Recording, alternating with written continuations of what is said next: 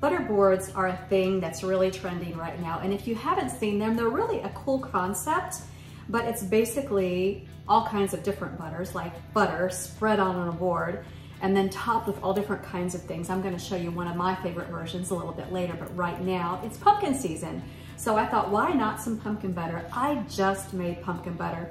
So easy with just a can of pumpkin, some coconut sugar, those pumpkin spices that are so absolutely delicious, cinnamon, ginger, a little bit of nutmeg. And I cooked it for, about 10 minutes. And I put some in a can. I'm gonna give this as a gift. Who wouldn't wanna get a can of pumpkin butter?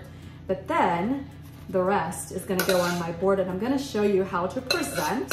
All right, so it's on my board, and I do like to use a little bit of parchment paper. I think it just makes it easier.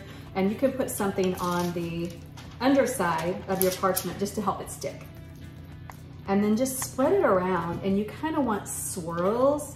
That's just part of the whole gorgeous presentation of the butter boards. There, I think I got some pretty swirls. Those swirls look really good to me. And then all you need to do is top it with whatever you want, something that accents the flavors and the colors of the butter board.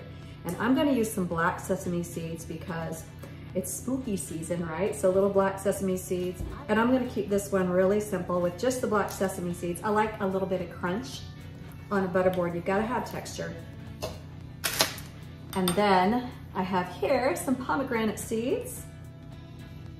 And those give a nice pop of sweetness and beautiful color. And then all you do is all your favorite dippings, like apple slices would be really good with this, but I actually toasted up some cinnamon raisin bagels, and I cut them on the bias like this. I think it just makes it really easier for dipping, and all you do is go in.